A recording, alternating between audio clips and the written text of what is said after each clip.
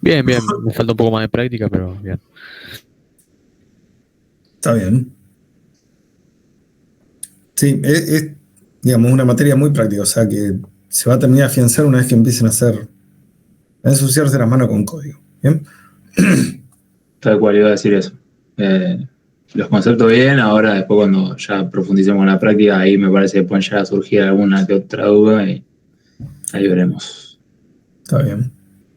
Sí, de hecho, la clase de mañana de práctica va a ser dedicada justamente a práctica de la unidad 1, ¿bien? Como le dije, generalmente voy a intentar de que las clases los miércoles sean dedicadas justamente a práctica, lo que pasa es que es medio difícil, pues no está, digamos, dividido, o sea, el programa de materia no es mitad práctica y mitad teoría como son las clases, entonces, bueno, voy asignando a medida que puedo.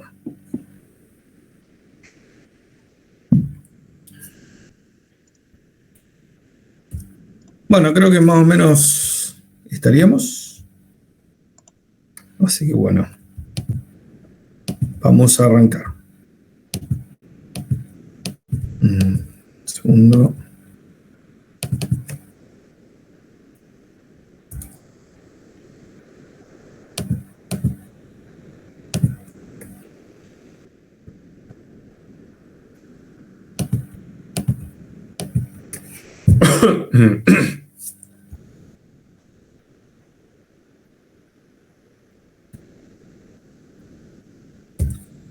Bien, bueno.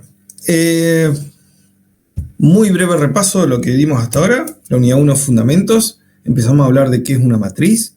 Perdón, qué es una imagen, que lo interpretamos como una matriz. Bien. La formalidad de tratar una imagen como una matriz, todo lo que eso conlleva. Hablamos un poquitito de filas, columnas, etc. Formato de imágenes y luego sí ya empezamos a el código básico de cómo se carga una imagen y se lee. Vimos un poquitito en la parte de visualización, tratar de entender qué es lo que hace esta función, que no es trivial, que muchas veces nos engaña, ¿bien? Ver solamente una imagen sin más que eso, con Matplotlib, nos puede estar, o sea, no siempre está toda la información en la imagen, siempre hay que saber cómo se creó esa imagen. O en el mejor de los casos, si uno tiene color bar, como habíamos visto, eso le puede a uno llevar a intuir qué fue lo que se hizo al generar la imagen, ¿bien? Entonces, tengan cuidado con eso. Acá veíamos un ejemplo. Luego vimos un poquitito de escritura de imágenes y vimos un ejemplo muy básico de compresión de imágenes con JPEG. Analizado un poco cómo cambiar el tamaño de la imagen variando un parámetro de la metadata, que eran los DPI. ¿Bien? Y eso nos dio pie a comparar imágenes, ¿no? Y hablamos un poquitito de métricas, simplemente para tener en mente el concepto. Y en particular les di una métrica que es no perceptual, ¿no? Un error cuadrático medio. ¿Bien? Luego charlamos un poquitito del hecho de que si para nosotros una imagen es una matriz, bueno, como tal podemos aplicar todo lo que sabemos de álgebra matricial y eso va a repercutir en cómo se ve la imagen, ¿no? Entonces, bueno, va a haber operaciones que van a ser útiles, como por ejemplo, qué sé yo, transponer una matriz, hacer un subsampling de una matriz, obtener una submatriz de una matriz. Todas esas son operaciones que en imágenes tienen un correlato lógico, si se quiere, o útil, por llamarlo de alguna manera. ¿Bien? Y también hablamos, como muestra la imagen de acá abajo, el hecho de mirar una imagen de costado arriba, figuradamente, ¿no? De mirar filas o columnas, que nos puede dar también mucha información. Bien, como por ejemplo acá el de la rosa, ¿no? Esto es una fila y podemos ver que acá en el medio uno intuye que ahí está la rosa, ¿no? Porque en base a heurística sabe que la flor, o la rosa en este caso, tiene niveles de píxel más altos que el fondo. Habla un poquitito de los tipos de datos, ¿bien? De cómo se representan en OpenCV. Y esto nos dio pie a presentar funciones para conversiones de tipo de datos. Vimos Convert Scale-Ups, bastantes ejemplos. Les dije que una función que vamos a utilizar bastante. Y la otra que es Normalize, que es un poco más potente, si se quiere, más general, quizás el adjetivo más acorde, que no la vamos a utilizar tanto, pero bueno, la tenemos ahí como otra herramienta más. Bien, vimos también ejemplos de ello.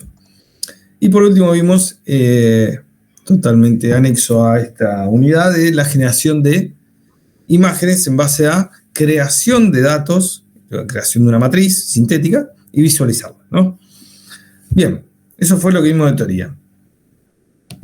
La práctica, bueno, vimos varios scripts, ¿bien? Y lo último que vimos en la clase pasada fue el problema de las letras, que eso es lo que yo quiero repasar porque es como un problema bastante completito de esta unidad y de hecho les va a servir para el TP1 porque es un problema que se basa un poco en esta idea de analizar una matriz, ¿bien? Sin técnicas propiamente de imágenes, sino más bien análisis matricial, ¿bien? Que de hecho en la práctica se suele pasar también, ¿no? Como siempre les digo, en procesamiento de imágenes no solamente utilizamos técnicas de imágenes, hay mucho pre- y post-procesamiento de matrices, bien, que viene más del área de procesamiento de señales que de otra cosa, que son útiles en imágenes, ¿bien? Entonces, bueno, cuando hablamos de procesamiento de imágenes no solamente es aplicar un filtro o algo por el estilo que se suele escuchar o ver generalmente en otros lados, sino que conlleva un montón de cosas más, ¿bien? Entonces, bueno, a eso viene un poquitito de esta parte. Entonces, bueno, ahora nos vamos a posicionar en la carpeta de la unidad 1, ¿bien? Y vamos al ejemplo de las letras, ¿no? El archivo que era PDI 1, parte 1 de letras. Vamos a...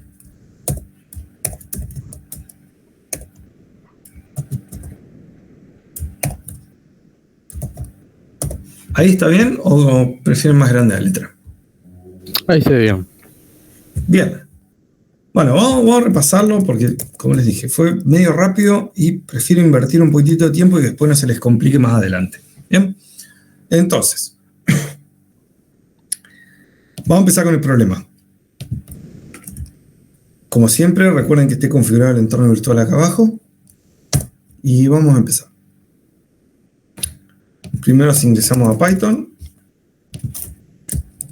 Y vamos ejecutando Shift-Enter por bloque o por línea, ¿no?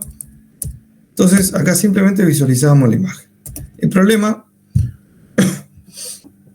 en resumen, era básicamente generar una imagen como esta, solo que se le agrega un recuadro a cada una de las letras, es decir, segmentar las letras, utilizando un recuadro, ¿no? Ese recuadro en imagen se conoce como bounding box en inglés o recuadro, o bueno, tiene otros, o caja contenedora. Bien.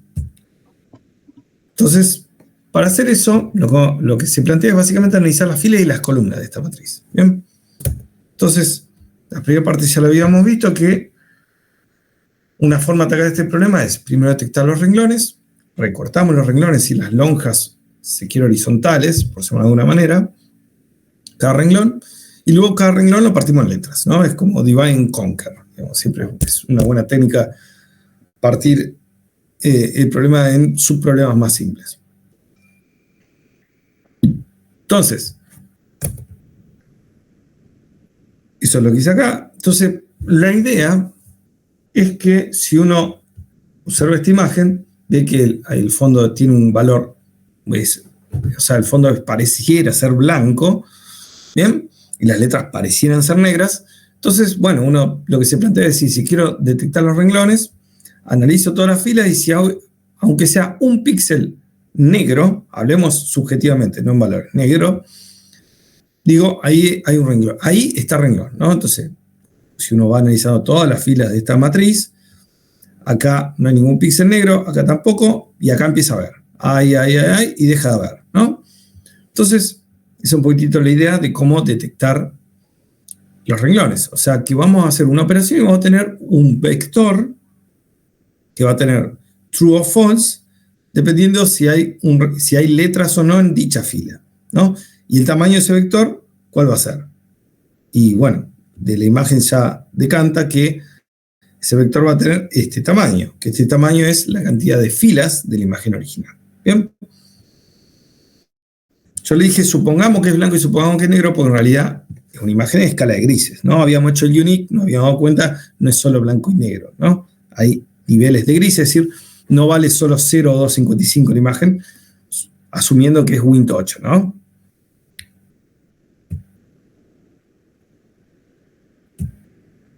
Dicho eso, habíamos visto un ejemplo de juguete primero para ver qué tenía que utilizar, que bueno, planteamos utilizar la función any, que lo que hace es, como dice la palabra, fijarse si aunque sea un elemento es diferente de 0.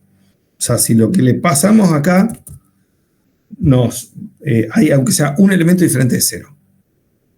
Entonces hacemos eso me vuelve un vector booleano, y luego lo que queremos es encontrar el inicio y el final del renglón. Entonces vamos a encontrar las coordenadas donde sean esos true, ¿bien? Esos lugares donde hay renglón, ¿bien? Entonces eso es lo que hacemos primero. Por el ejemplo ya lo habíamos visto, vamos a pasarlo, vamos directamente a la imagen, que era, nosotros lo que hacíamos es utilizar, como ya le dije, any y argwhere, pero antes de eso, solo por comodidad, como la imagen pareciera estar complementaria, en el sentido de que generalmente lo que nos interesa va a tener valores altos de píxeles, es decir, valores blancos, y lo que no nos interesa negro. Esto es totalmente subjetivo, pero generalmente en la práctica pasa eso. Entonces, hacemos un preprocesamiento de la imagen. Entonces digo, los píxeles que me interesan son los que son negros, entre comillas. Entonces hago el igual 0. Entonces esto me va a generar una matriz booleana que va a tener true donde los píxeles sean 0 y false donde no. Y de esa manera lo que hicimos es binarizar la imagen. Luego vamos a ver el concepto de binarizar, ¿no? Pero pasa una imagen en escala de grises, es decir, que tiene valores que van, como es Win8, de 0 a 55, a una imagen que tiene dos posibles valores, true o false, o 0 o 255, o 0 y 1, como quieran, pero dos posibles valores. Y lo observamos, ¿no?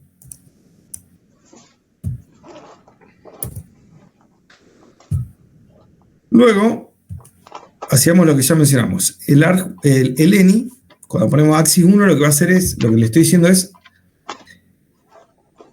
digamos, esta función, aplicarla sobre este eje. El eje 1 es la segunda dimensión para NumPy, la segunda dimensión son las columnas, la primera son las filas. Entonces, digamos, va a ver cada fila y va a analizar todas las columnas. Eso es lo que quiere decir el axis 1, ¿no? Entonces, separa una fila, analiza todas las columnas, el vector que le queda, y si aunque sea un elemento de ese vector es diferente de 0, devuelve true.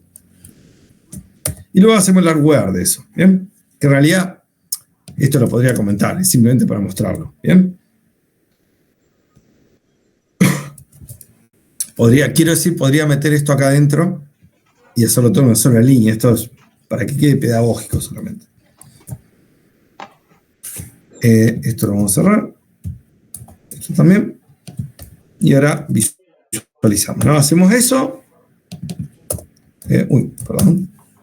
Como verán, esos son los índices donde hay renglones. Y lo que primero hacemos es visualizar el vector booleano. ¿Bien? Con un plot sencillo. Esta función ya la conocen, ¿no?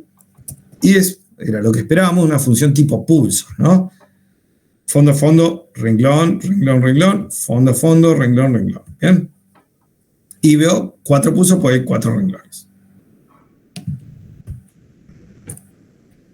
Y si yo quisiera hacer, siempre en imágenes es bueno, digamos,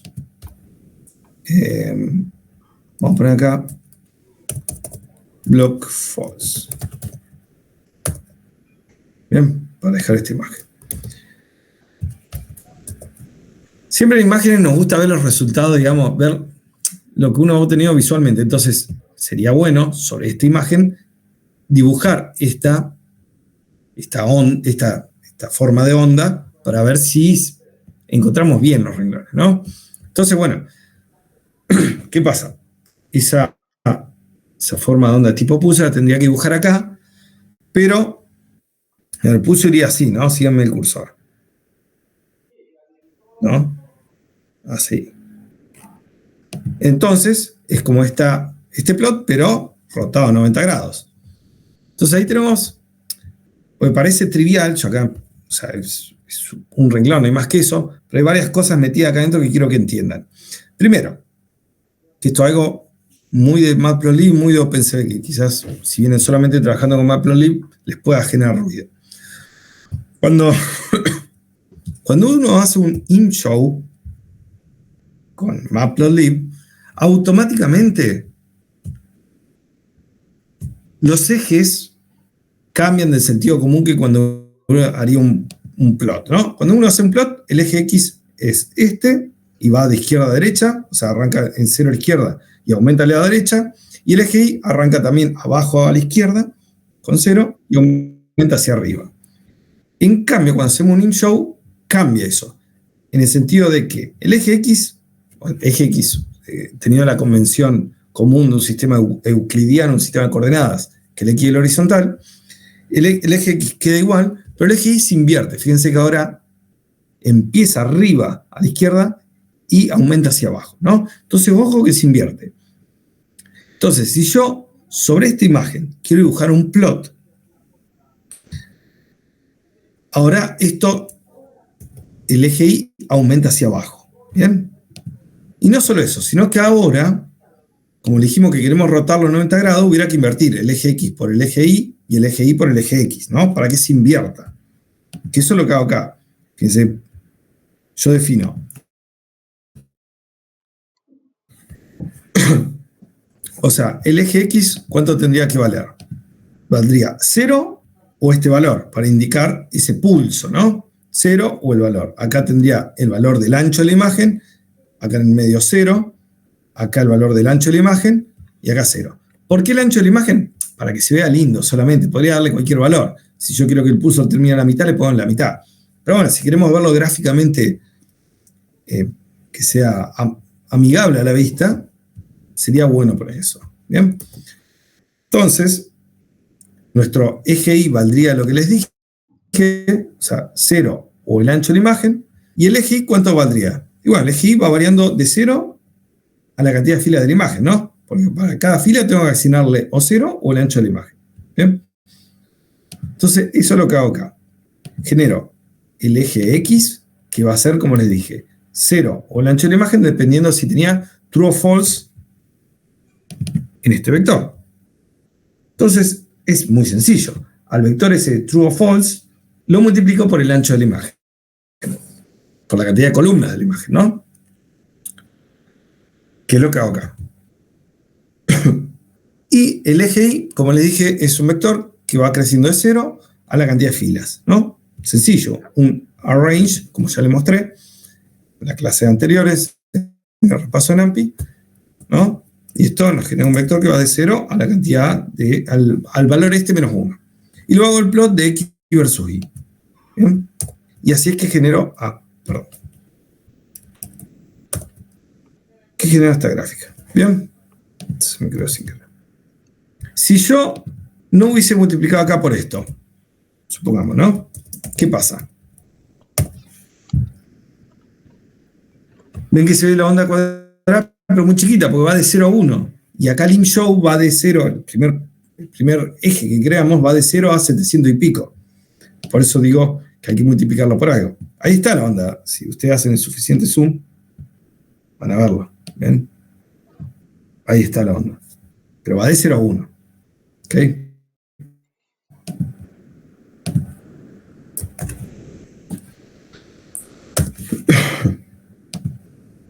Hecho eso, ahora lo que voy a encontrar es las coordenadas donde empieza y termina el renglón. Bueno, ya hablamos de eso. No voy a repasar a fondo el ejemplo, pues a esto sí le dediqué tiempo. Que para hacer esto yo les propuse, hay muchas formas de hacerlo, pero una forma un poco eficiente, si se quiere, utilizar la función diff de NumPy, que lo que hace es tomar un vector y tomar la diferencia entre sus elementos contiguos. Es decir, como dice acá, toma el vector de entrada y hace el elemento 1 menos el vector 0 y lo asigna al elemento 0 de salida. El elemento 2 menos el elemento 1 el vector de entrada y lo asigna al elemento 1 de salida. Y así sucesivamente. ¿Bien? Entonces, acá les muestro un ejemplo donde les muestro justamente una señal booleana tipo pulso y veo que encuentro algo parecido a lo que quiero, solo que el principio lo cuenta desplazado. O sea, vale hay que incrementarlo en 1 para que coincida con lo que para nosotros es el inicio.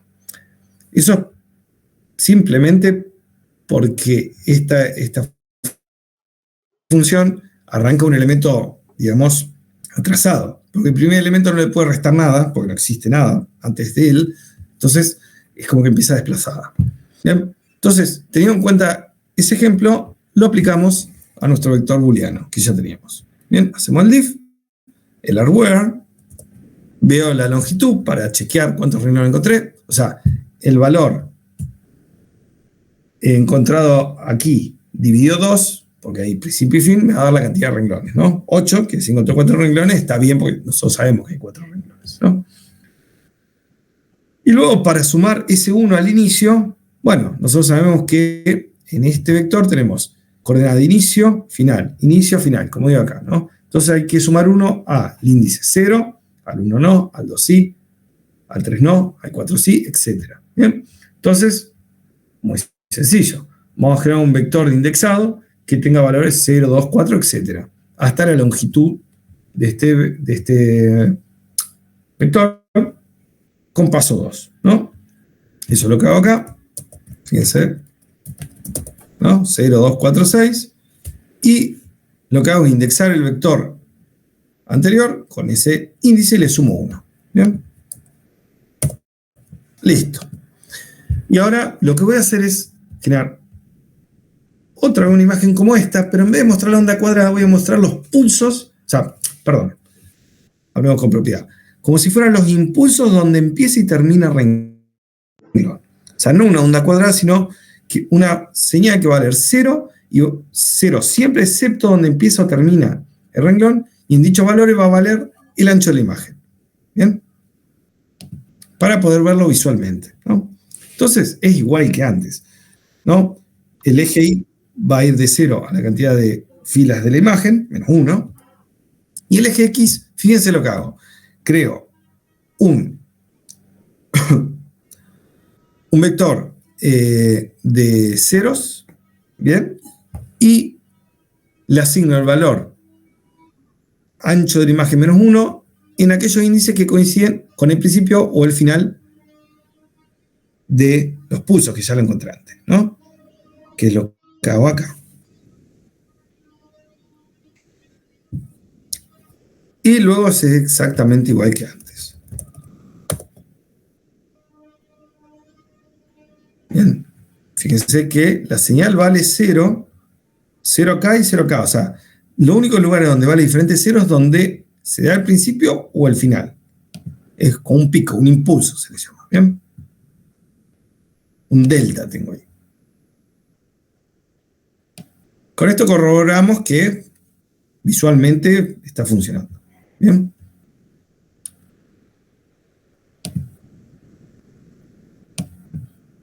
Si uno es estricto, bueno, fíjense que acá funcionó bien. Bien, luego vamos a ver más en detalle esto. Entonces con esto ya estamos, ya podemos segmentar los renglones. Y como siempre les digo, en imágenes todo se va complicando. Siempre es bueno ser ordenado y prolijo cuando uno empieza con el código, porque después se le arma una maraña de variables que no sabe qué representa cada cosa, y tienen variables sueltas, etcétera, etcétera. Entonces, bueno, a ver, esta materia no es de programación, no le vamos a evaluar programación de Python per se, pero bueno, lo que sí les vamos a pedir que sean más o menos prolijos y traten de adoptar buenas prácticas, ¿bien? Sobre todo por ustedes, porque se les va a complicar el código. Un código quizás que de manera desprolija les queda de 1000 líneas, si serían ordenados capaz que les queda de, no sé, 500, ¿bien? Entonces, ayuda, y ayuda también visualmente. Entonces, lo que les proponemos acá es, bueno, armar una estructura de datos muy sencilla. No vamos a utilizar ni pandas ni nada por el estilo, no vamos a llegar a eso, no es la idea. Pero bueno, podemos plantear que cada renglón es un diccionario, como si fuera una estructura de datos, y en ese diccionario le asignamos la diferente información de utilidad al renglón, ¿no? Como por ejemplo, el índice de renglón, o sea, si es renglón 0, 1, 2 o 3, los índices donde empieza y termina el renglón, las filas donde empieza y termina, y la subimagen, es decir, el cropping del renglón. Y luego hacemos una lista de diccionarios, ¿no? Un diccionario por cada renglón. Entonces, para empezar, solamente para ser ordenado, como los índices los tengo como si fuera un vector unidimensional, un vector, ¿no? Unidimensional, Vamos a disponerlo en forma matricial, que sean 2 columnas, donde la primera columna es el inicio y la segunda al final, para que sea visualmente más claro, y eso es más fácil luego para iterar sobre ellos, y cada fila es un renglón. ¿Bien? Entonces ahí le presenté el reshape, que hablamos un poquitito de cómo funciona el reshape. ¿No? Lo que hace es cambiar la forma de un array. Bien, entonces le estoy diciendo, toma este valor, todo este array, reacomodalo de manera tal que la salida tenga un tamaño tal que tenga 2 columnas y la cantidad de filas le decimos, no sé, -1. Arreglátelas para acomodar todos los valores. Entonces va a venir el reshape, lo que va a hacer es, este elemento lo pone en la fila 1, columna 1, este en la fila 1, columna 2, va rellenando por filas, ¿no? Y así sucesivamente.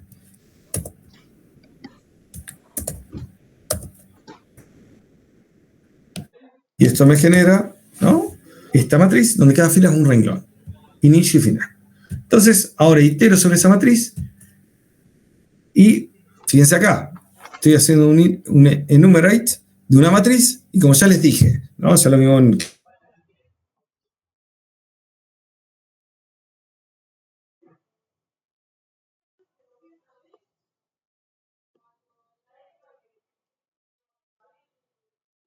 matriz, acá en cada iteración, en IDXS, que será Profe, disculpe, se cortaron varios segundos. Te perdimos, Gonzalo. Bueno. Volvemos. Se quedaron, a ver acá. En la imagen esta. Hasta el enumerate. Bien, no, estamos bien. Fueron un par de segundos, sí, no fue tan. Bien, el enumerate lo que hace es, de esta matriz, por cada iteración, va a asignar a IDXS, los índices serían, una fila. Bien.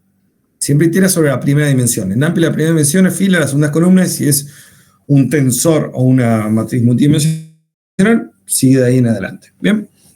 Y lo que voy a hacer es, yo inicialicé una lista vacía, y voy a hacer un append de esa lista de un diccionario, donde va a tener la variable IR, que es el índice de renglón, cort, que es un array, un vector en realidad, que va a tener 2 elementos, principio y fin, y una variable image, que va a ser el cropping de renglón. ¿Bien?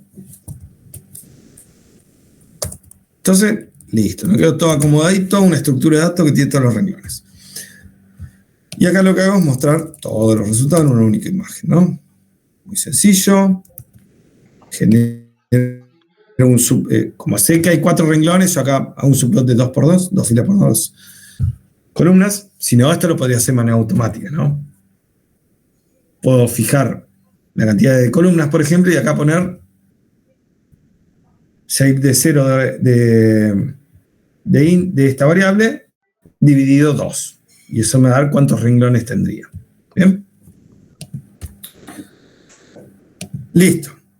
Y ahora, ¿cómo sigue el problema? Bueno, igual que antes. Ahora voy a analizar cada renglón por separado, pero ahora en cada renglón lo que voy a hacer es analizar las columnas, ¿no? Para detectar cuándo empieza y cuándo termina la letra. ¿No? Antes hicimos los renglones, ahora la letra. Exactamente lo mismo, solamente que Lenny ahora va a ser con axis 1 en vez de axis 0. Perdón, dije al revés. Con axis 0 en vez de axis 1. ¿Bien? Y acá les voy a mostrar algo que quizás sepan o quizás no. Asumo que no, porque me imagino que son de hacer debug como estamos haciendo nosotros, ejecutando línea por línea, pero uno cuando tiene un bucle en Visual Studio Code, yo no puedo ir ejecutando línea de línea acá porque tengo el for. O sea, lo que puedo hacer es ejecutar todo el for. ¿Bien? Así. Y le doy Shift Enter. ¿Bien? Pero, haciendo lo siguiente, uno podría hacer lo siguiente. Puedo hacer renglón igual. O sea, hago como si fuera iteración manual de ceros. IR le asigno a 0. Y ahora si me paro acá adentro y voy línea por línea va a funcionar. Fíjense. No me genera error. Ni error de indexado, ni nada por el estilo. ¿Bien? Si hago así, tampoco. Entonces, por ahí es útil para hacer un debug rápido, ¿no? Entonces, igual que antes, acá en cada iteración en renglón va a ser el cropping de renglón, y es igual que antes. Hago el Lenny, con axis 0 esta vez, porque me hizo sobre las filas, el hardware de eso, y grafico exactamente igual. XC e IC En realidad, exactamente igual, pero en este caso, la señal de pulsos, ¿no? Va a ir para abajo, ¿no? Yo quiero una señal de pulsos que vaya 000, el alto renglón, 000, el alto renglón, 000, el alto renglón, y así, ¿no? Entonces, el eje X, en este caso, es de 0 a la cantidad de columnas de la imagen, y el eje Y va a valer 0 o el alto del renglón. Entonces, el X ya dijimos, de 0 a la cantidad de columnas de la imagen, menos 1, y el vector Y va a valer, bueno, el vector booleano que ya tenemos multiplicado por la cantidad, por el alto de la imagen, es decir, la cantidad de filas de renglón. Hacemos eso, y luego sobre eso hacemos el diff, el hardware, encontramos los índices iniciales, le sumamos 1, todo igual que antes, hago reshape igual que antes, y ahora muestro una gráfica que la muestro, luego les explico cómo la hago, que hace más fácil, para que sea más visualmente fácil de ver. Voy a hacer una imagen que tenga un subplot, ¿no? Fíjense que esta es una imagen bastante, no es complicada de hacer, quizás si no tienen práctica les pueda parecer complicado, pero voy a hacer una imagen que tenga. Primero, las letras, voy a mostrar 4 letras por fila, ¿bien? Que es lo que muestro acá. Independientemente de que haya 10 letras o 100 letras, ¿bien? Entonces, 4 letras por fila. Entonces, tengo que generar de manera automática el esquema de subplot, es decir, cuántas filas y cuántas columnas va a tener. Columnas, ya les dije, para el caso de la letra, va a haber 4. Ahora, ¿cuántas filas hay? Bueno, va a ser cantidad de letras dividido 4, ¿bien? Para saber cuántos renglones necesito para las letras, más 1, porque arriba voy a agregar una fila donde voy a agregar todo renglón. Entonces, eso es lo que hago acá. Cantidad de filas, la longitud del vector de índices, o sea, la cantidad de filas, dividido 4. Eso lo paso entero por si llega a ver, si la cantidad de letras es múltiplo de 4 me da con coma, entonces lo redondeo para arriba y le sumo 1 porque tengo la fila de renglón. Y lo paso entero, ¿no? Porque esto me da con coma. Subplot acepta solamente enteros.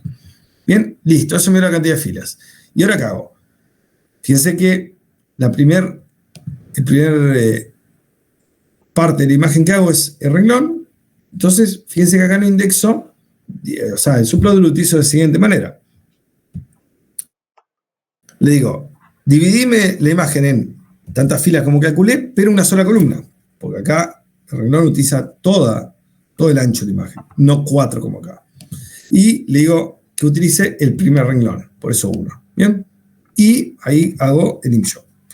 Y luego itero sobre las letras y el subplot, la cantidad de filas ya lo dije, cantidad de columnas en este caso son 4, y le asigno y más 1, ¿no? Porque esto arranca de 0, pero el primero ya lo vengo utilizando. Vale, en realidad tiene que arrancar de 1, no de 0, y le sumo 4, pues las primeras 4 divisiones las ocupé por el renglón, ¿bien? Entonces 4 por estas 4, imagínense que acá estaría dividido por 4, y más 1 porque arranca de 0. Y de esa manera tengo esta figura, digamos, compacta, puedo ver todo junto. Y obviamente con los títulos, etc. Se podría mejorar, ¿no? Ven que acá se superponen. Bueno, obviamente todas las gráficas se pueden mejorar de lo que muestro acá, ¿no? Porque la idea no es, digamos, que por lo menos acá perdiendo tiempo en eso. Y luego, de nuevo, genero una estructura de datos, ¿no? En este caso, la estructura de datos va a tener lo que hice acá. Vamos a hacer un diccionario por cada letra, ¿bien? En donde cada diccionario va a tener un valor IR que va a decir, lo que va a hacer es mostrar el índice de renglón al cual pertenece esa letra. Otro índice que va a ser el índice de la letra dentro del renglón. Luego otro índice que es el índice de la letra de toda la imagen, recorriéndola por filas. Luego los valores de inicio y final de las filas y columnas de la letra, o sea, lo que va a determinar el recuadro de la letra. Y por último, sí, el cropping de la letra, ¿no? La subimagen. Y eso es lo que hacemos acá, fíjense. Muy sencillo. Bien. Y ahora sí corremos todo el for.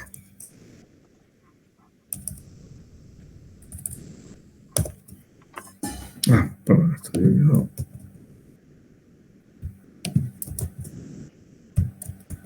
Pues se quedó colgado un show. Ahí está.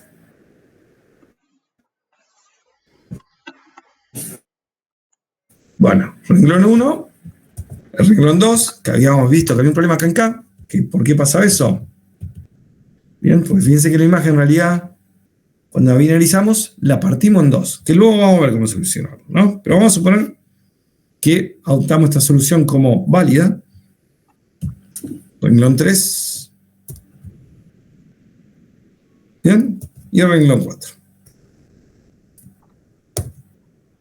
Y por último, generamos ese recuadro que le pedíamos, ¿no? Ese bounding box. Hay muchas formas de hacerlo. Nosotros generalmente no vamos a utilizar esta forma. Vamos a utilizar, OpenCV tiene funciones para dibujar rectángulos, líneas, etc. Pero bueno, acá, como para no utilizar nada de imágenes, como le dije, es un problema netamente de analizar matrices. Vamos a utilizar la función rectangle de Matplotlib para dibujar formas, ¿no? Y es muy sencillo. Iteramos, o sea, generamos una imagen, digamos, visualizamos la imagen original en una nueva figura, iteramos sobre esa estructura de datos y obtenemos los valores necesarios para dibujar el recuadro. La función rectangle toma la coordenada inicial, XY, superior izquierda, del rectángulo y se le pasa el ancho, el alto y luego parámetros de diseño como el grosor de la línea, el color, si está relleno o no, etcétera, etcétera. Bien. Entonces, estos 4 elementos los tenemos ya, ¿no? En las coordenadas. El inicio y el final, las coordenadas X ya lo teníamos. Y el ancho y el alto no es más que restar el final menos el principio. Bien. Que es lo que hago acá. Dibujamos rectángulo, ¿no? Esto crea el objeto y luego hay que agregarlo al eje. Entonces, eso se hace de esta manera. Se obtiene el handle al eje y se pone add patch, el método add patch del eje, y se le agrega el parche que uno quiere poner, ¿no? Patch. Y luego mostrar una imagen.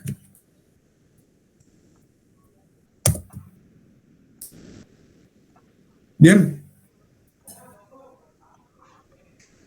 Entonces, yo le he dicho cómo solucionar el problema de la K.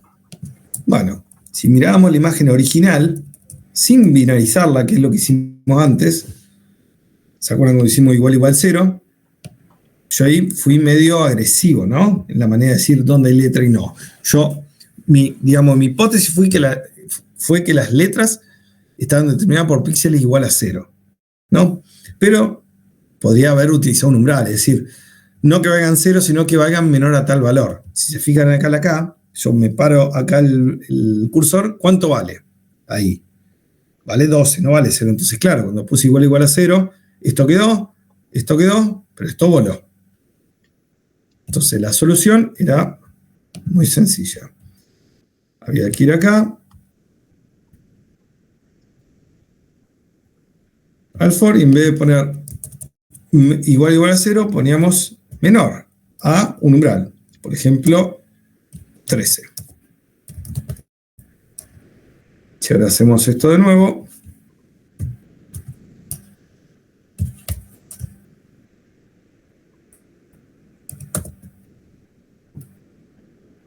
bueno, este queda igual y listo, se solucionó la K. ¿Ven? Ahí pasó ese pedacito. ¿Bien?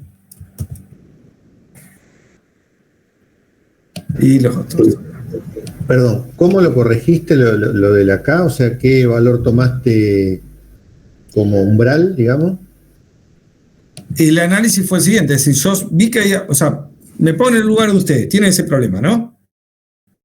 ¿Qué haría yo? Bueno, vamos a fijar la imagen original. Sí. Menor a 13 le puse, ¿no? Y ahora la pregunta es cómo llegué a ese valor. Bueno, en este caso hice medio trampa, o sea, me paro acá y lo miro.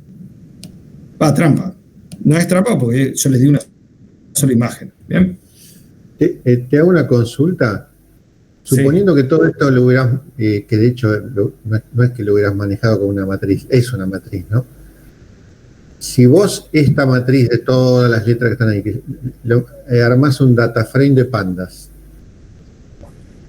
Sí. y después haces un describe de ese data frame, te va a dar el máximo y el mínimo. Sí.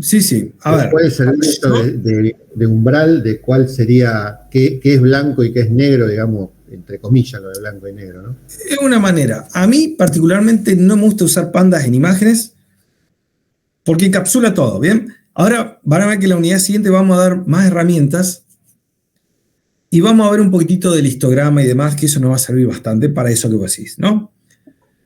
No es que esté mal, está bien, pero a ver cómo lo expreso sin menospreciar a Panda. Panda no está pensado para imágenes, si querés verlo. Está mal, pero no está tan mal, digamos, como dice Kafka. Claro. No, es una herramienta, lo puedes usar tranquilamente, mientras seas coherente y sepas lo que estás haciendo. Pero lo que se podría hacer de manera automática, si quiere decir, vamos a hacer un histograma de esta imagen, de los valores de los píxeles de esta imagen, es decir, toma esta matriz. Es como hacer un unique, pero en realidad vamos a hacer un histograma, que es decir, vamos a tener la frecuencia de aparición de cada valor, y ahí vos podés ver cómo están distribuidos los niveles grises. Y con un poco de heurística, si vos sabés que tus letras son más negras que blancas, vos podés analizar ese histograma de manera automática y encontrar algún valor, algún umbral que separe lo que es fondo de lo que no es fondo. Y ahí lo hace de manera automática. ¿Me explico? Agrego también algo que es implícito en lo que analizamos acá en imágenes, que también es la sobrecarga de memoria, digamos. Ustedes piensen que el día de mañana se puede encontrar con dos escenarios. Uno, por ejemplo, sea que manejen un gran data frame de datos, y el otro caso puede ser que tengan que resolver procesamiento de imagen en tiempo muy acotado. Entonces, el uso de NumPy hace que eso sea más eficiente y tenga menos costos computacional y también evite la sobrecarga de memoria. Si nos pasamos para el lado de data frame, de pandas, por ejemplo, nos vamos a encontrar con ese problema. Si bien vamos a poder resolver algunas cosas, el problema es cuando nos encontramos en momentos críticos. Exactamente, sí, tal cual. Van a ver que lo que dijo Juan Manuel, yo lo hago por default siempre. Trato siempre de encontrar la versión más minimalista, ¿no? Llamémoslo así, minimalista, si quieren. O lo más raw, lo más crudo posible. De manera, porque generalmente imágenes siempre va de la mano de hacer algo que corra por ahí en tiempo real o que sea rápido, etcétera, etcétera. ¿Bien? Puede que no, puede que sí. Yo tengo la cabeza seteada más por ese lado. Entonces van a ver que siempre encaro por ese lado. ¿Bien? De hecho, perdón, Gonzalo, en unidades más adelante vamos a ver que en muchos casos va a convenir trabajar con datos que sean también más livianos, entre comillas, o que impliquen menos procesamiento. Y vamos a incursionar en lo que se llama una matriz binaria y siempre vamos a trabajar en ese mundo binario cuando queremos resolver problemas ya en una imagen no solo de grises, sino también a colores que van a implicar más de una matriz en juego, ¿no es cierto? Pero bueno, eso lo vamos a ver más adelante. Sí, o sea, la idea general es tratemos de checar el problema y no de complicarlo, digamos. Sí, obvio. Exactamente.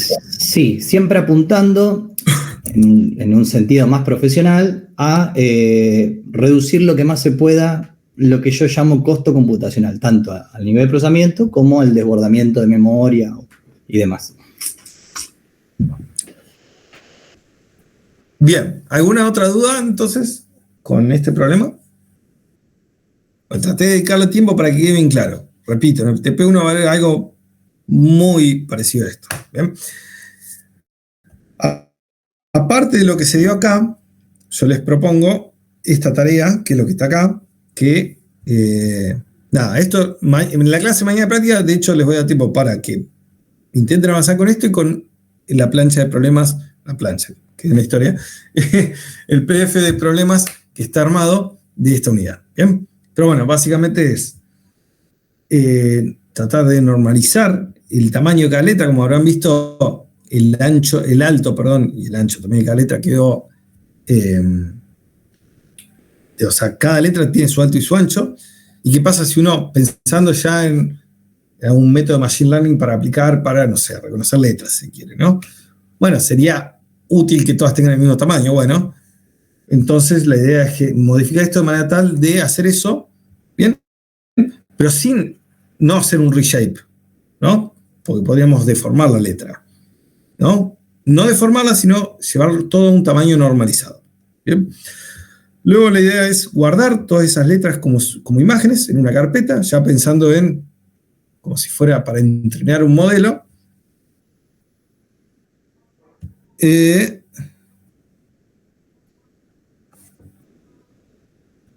Y bueno, nada, eso es lo que le dije, normalizar era el punto 3. Y el punto 1 era el alto, dice, como puedo observarse, el alto del bounding box de cada letra no siempre coincide con el alto real de cada letra. Claro, ese era otro problema. Vamos a ver bien los dos. Desmezclé los dos problemas en uno. Vamos a nuevo. Espérenme un segundo, que lo voy a ejecutar.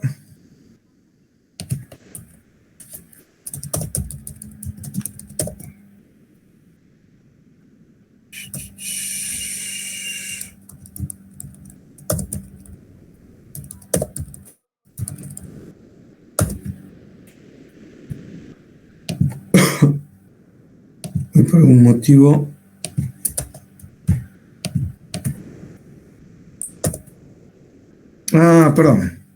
perdón, hice el lío. Vámonos. Vamos a hacer lo siguiente. Vamos a ejecutar todo el script. Así es más rápido.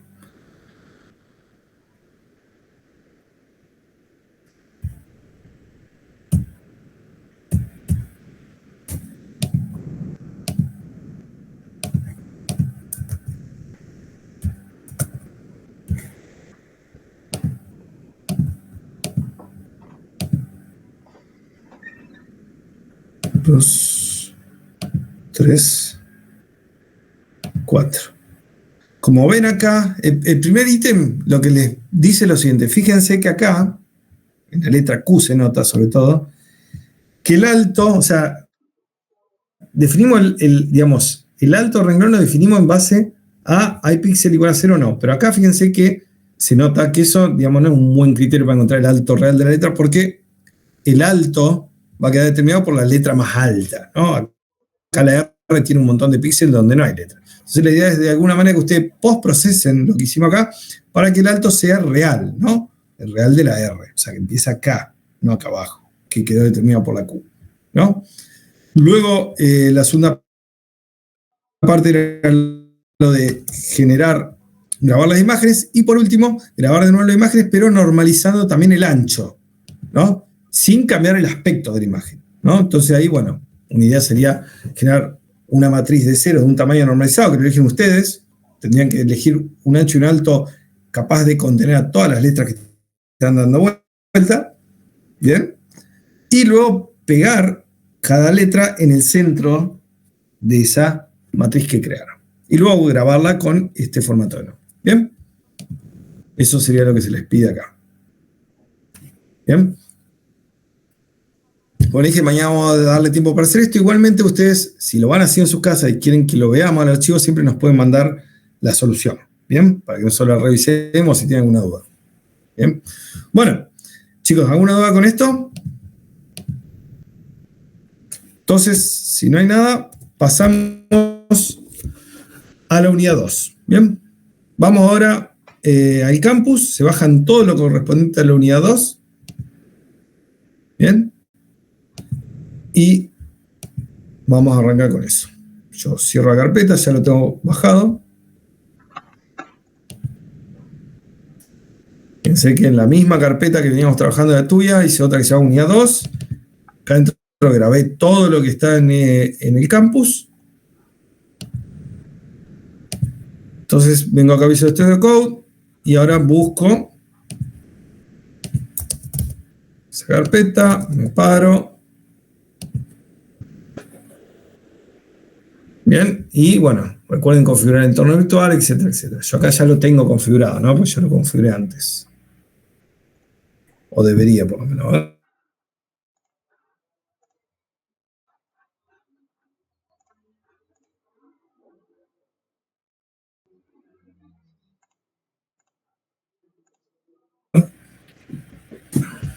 Sí. Les diría que configuren el entorno virtual, el Visual Studio Code, abran el archivo con lo primero que vamos a arrancar, que se llama PI U2, transformación y filtrado parte 1, y abren este script, porque vamos a ir yendo y viniendo de la teoría a la práctica. ¿Bien? Vamos. Uy, no. Bien. Esto lo sacamos y nos quedamos acá. Bien. Y vamos a abrir PDF. Van a ver que en esta unidad hay dos archivos PDF. Bien. Nosotros vamos a dar en esta materia el que se llama PDI tuya unidad 2, transformación y filtrado. Bien. Que vamos a dar todo lo que es filtrado espacial, es decir, filtrado y tratamiento de imagen en el dominio espacial. En realidad, todo lo que hagamos de filtrado se puede ver su análogo en lo que es en el dominio frecuencial. Bien, como ustedes no dan análisis frecuencial en teoría, bien, yo esta parte de imágenes no se las puedo dar porque les falta, digamos, la base teórica de todo lo que es análisis de Fourier, etcétera, etcétera. Bien, básicamente es cómo representar una señal, ya sea unidimensional o bidimensional, en otro espacio, ¿no? Que serían combinaciones de señales periódicas, sinusoidales en principio, ¿bien? Eso abre las puertas de todo lo que se conoce como el análisis frecuencial en base al análisis de Fourier, ¿bien? Entonces, nada, se puede ver todo lo que vamos a dar en esta materia, se puede dar el análogo en el dominio frecuencial y hay veces que es mucho más eficiente hacerlo en el dominio frecuencial o incluso más intuitivo, ¿bien? Pero bueno, yo no puedo darlo porque le falta la base matemática, pero igualmente se los dejo por si ustedes quieren utilizarlo, ¿no? Yo este curso también lo doy en otro lado, por ahí en esos otros cursos dan análisis frecuencial, entonces bueno, como yo lo doy, se los dejo como inquietud, si ustedes quieren verlo, ¿bien? Cualquier duda obviamente nos pueden consultar, o incluso en la bibliografía, si van al programa de la materia, en los libros que están en la referencia, ahí también está toda la teoría, ¿bien? Así que pueden consultar allí también si quieren. Pero repito, esto no es parte del programa de procesamiento de imágenes 1 de la tuya, ¿bien? Dicho eso, el correspondiente script para ese PDF es el que se llama parte 3, que este no lo vamos a dar. Pero igualmente lo pueden ejecutar, probar, funciona todo, ¿sabes? Si ejecutan línea por línea van a ver y siguen el PDF, el correlato es bastante directo, ¿bien? Pero bueno, dicho eso, vamos a empezar un poco con, ahora sí, con procesamiento de imágenes per se. Es decir, vamos a empezar a definir operaciones matriciales, pero ya con un tinte pensando en técnicas de procesamiento de imágenes. Bien. Entonces, esta unidad, como bien dice, hablamos de transformación y filtrado. Transformación quiere decir tomar una matriz y transformarla en algo. Bien. Y es algo, obviamente queremos que sea algo útil para nosotros. Bien. Algo que nos sirva. Bien. Uy, perdón. Y filtrado, vamos a ver una técnica que se llama filtrado espacial, que lo que hace es aplicar una técnica de procesamiento de señales que se llama convolución, que entiendo que tampoco lo dieron en análisis matemático, pero bueno, yo se la voy a comentar un poquitito para que ustedes entiendan cómo funciona. Es muy sencillo. Y eso nos abre la puerta a todo lo que es filtrado de imágenes, que es lo que todo el mundo ha escuchado sobre procesamiento de imágenes. Es decir, vamos a filtrar esto, vamos a utilizar tal filtro, ¿bien? O los clásicos filtros que ustedes tienen en el celular de imágenes. Bueno, todo va más o menos de la mano, ¿bien? Entonces, empecemos. Dada una imagen, ¿no? Fíjense que acá tengo una imagen, el sistema coordenado, ¿no? Y acá estoy indicando un píxel en particular, el XY, ¿bien? Cuando uno aplica lo que se conoce como transformaciones de intensidad, toda esta unidad se puede pensar como transformación de intensidad, estas transformaciones se pueden dividir en dos grandes ramas. Una, en aquellas operaciones o transformaciones en las cuales, digamos, la imagen de salida, siempre vamos a tener una imagen de entrada, vamos a hacer algún procesamiento y vamos a tener una imagen de salida. ¿Bien? Eso es lo que vamos a hacer en esta unidad. Ese procesamiento del medio se puede hacer, o ahí se puede, como les dije, dividir en dos grandes ramas. Una, es decir, que esa transformación dependa de toda la imagen en sí, es decir, que no dependa el valor del píxel de salida, que no dependa de la posición del píxel en la imagen original, es decir, que no importe la posición dentro de la imagen, sino más bien que dependa de su valor. ¿Bien?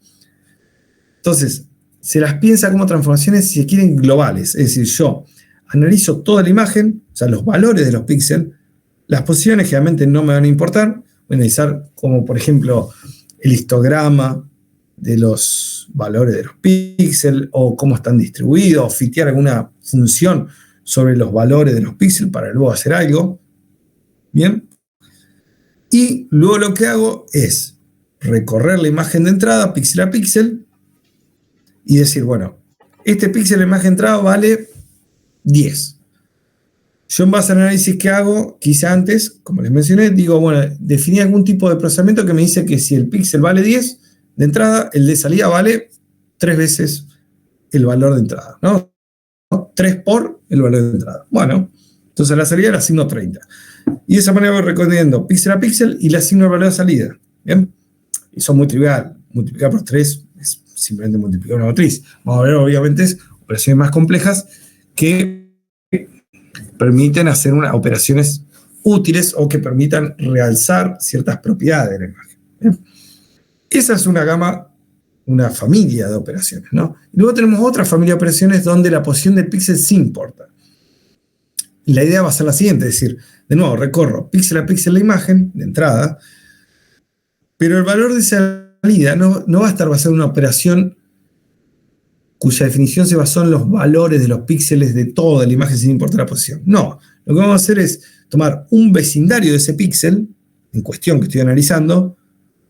Por ejemplo, me paro en el píxel 00, tomo un vecindario de ese píxel y analizo esa zona. En base a esa zona, esa máscara, se le llama máscara o kernel, en base a esos píxeles que son el vecindario, le vamos a llamar, o neighborhood, ¿bien?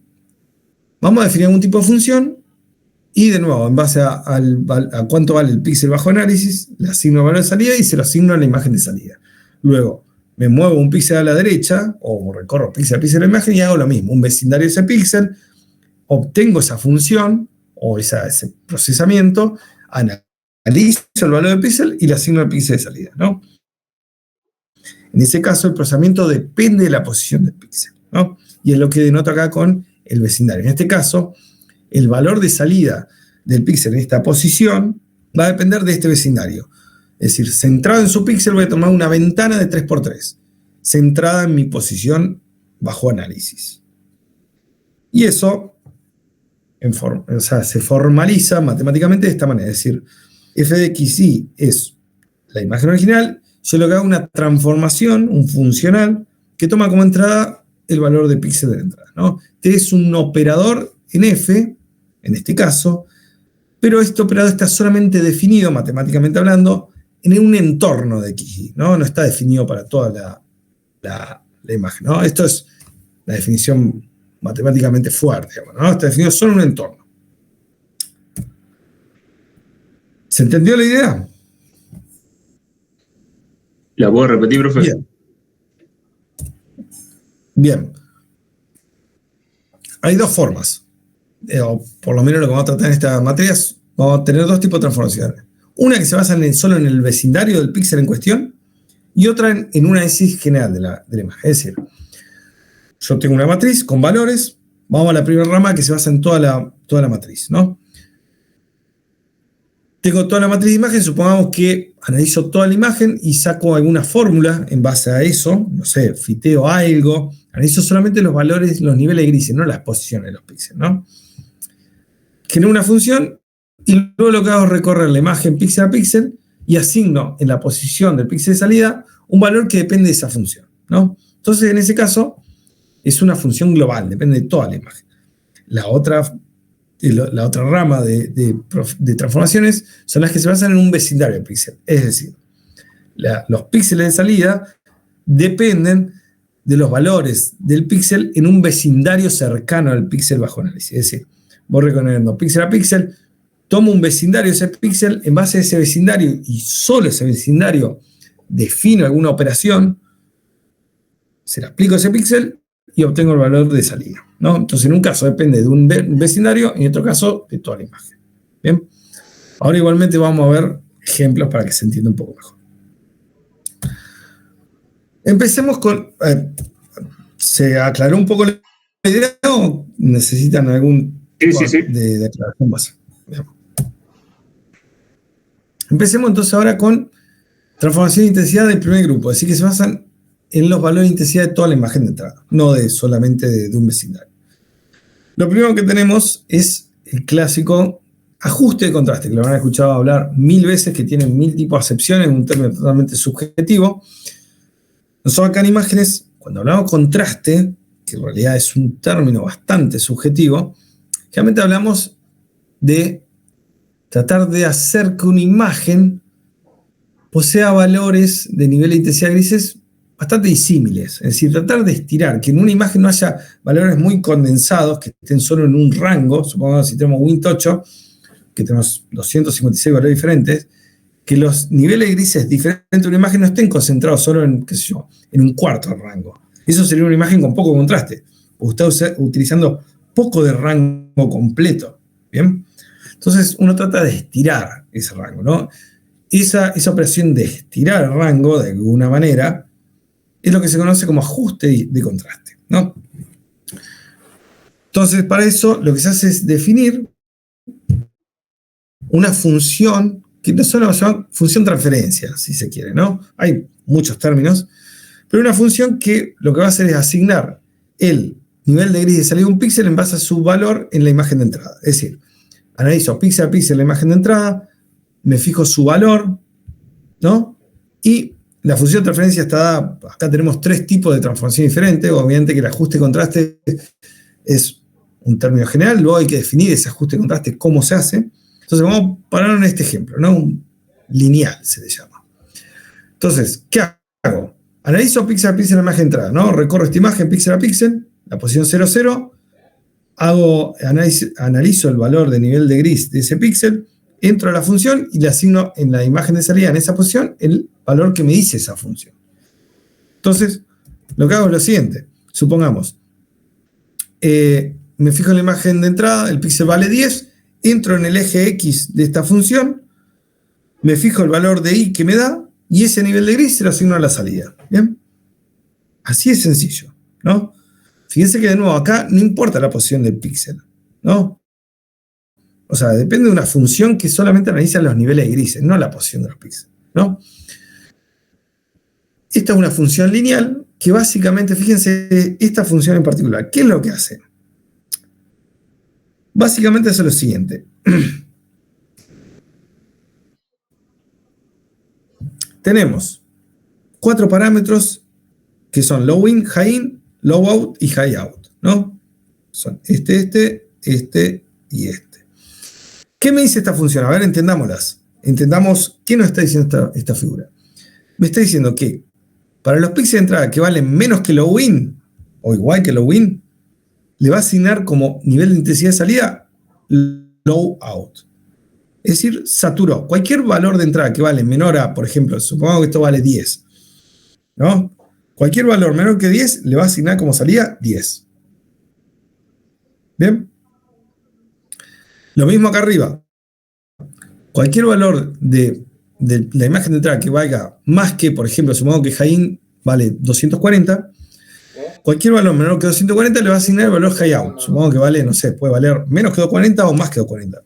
No sé cuánto valdrá. ¿Bien? Eso lo definimos nosotros. Entonces, lo que está haciendo es saturar los extremos. Y en el medio, bueno, defino una función lineal. O sea, en el rango de salida entre low out y high out, separo linealmente todos los niveles de gris en base a los niveles de entrada en los rangos low in y high in. ¿Bien? Esto es como un ajuste de, justamente, de contraste. Lo que estoy haciendo es definir los posibles valores de niveles de grises de salida con estos dos rangos, y toda la variación en medio, en toda esa variación hago entrar los niveles de grises que están entre low-in y high-in. ¿Bien? Eso es lo que se llama un ajuste de contraste con gamma 1. Van a ver que hay, realmente cuando uno utiliza algún tipo de ajuste de contraste hay un parámetro gamma. Bueno, ¿por qué? Porque esto es el caso más simple donde es lineal, gamma igual a 1, pero esta función de transferencia se puede hacer no lineal, ¿no? Sí, es básicamente como si fuera un polinomio que le voy aumentando el grado, ¿no? O un exponencial que va y un exponente que va cambiando. Si gamma vale menor que 1, fíjense que la panza de la transferencia se va para arriba, y si gamma vale más que 1, va para abajo. ¿Bien? Entonces, a ver, ¿quién me puede decir si utilizo esta función transferencia, ¿no? O sea, ajuste de contraste con esta función? ¿La imagen tiende a ser más blanca, es decir, más clara, más lavada, o tiende a ser más oscura? Bueno, dice ahí que es más brillante. Bien, ¿por qué? Ahora, díganmelo por qué. O sea, interpretámelo. Decime, en esta gráfica se puede ver por tal motivo. De nuevo, fíjense que esto no tiene mucho que ver con imágenes, solamente señales.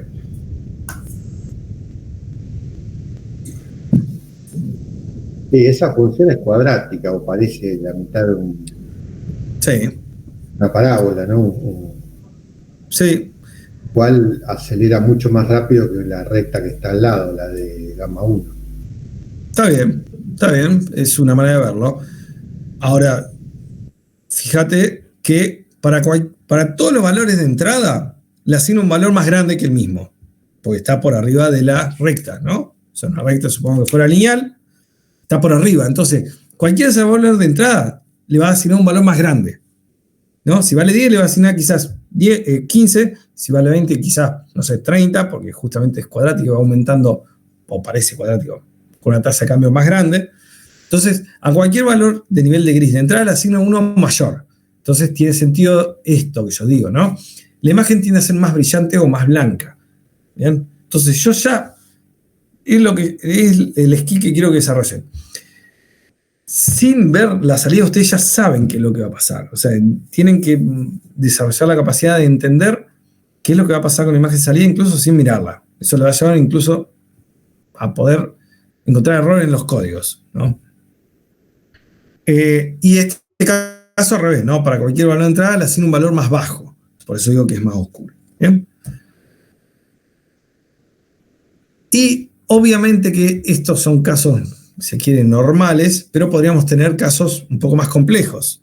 Por ejemplo, podríamos invertir que el low-in, o sea, en realidad el low-out, o sea, se contrarresten. O sea, al low-in asignarle high-out y al high-in el low-out, o sea, invirtiendo los rangos, ¿no? Ahí podemos encontrar cosas más raras, que es lo que vamos a ver acá.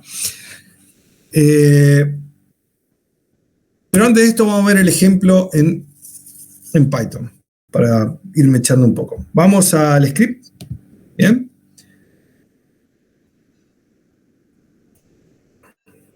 Bien. Y bueno. Fíjense, yo acá les doy una función que se llama just porque misteriosamente OpenCV no tiene una función que hace específicamente esto. La verdad que no sé por qué no la tiene. O si tiene algo un poco más complejo que esto, no tan, digamos, si quiere, rock como el ImageJust, como se lo conoce en la teoría. Entonces, bueno, yo armé una función que obviamente está hecha de manera pedagógica. Esto se puede hacer más eficiente, claro que sí, pero se lo hice de esta manera para que se entienda y ustedes vean qué es lo que está pasando ahí de manera más sencilla. Bien, vamos a ver un poquitito cómo funciona. Es una función que toma. Sí. Te están solicitando si puedes agrandar un poquito más el prompt. Bien, perfecto. Ahí o más. Ahí, Alfredo, ¿cómo lo ves? Está, gracias. Muchas Ahí gracias. va. Listo.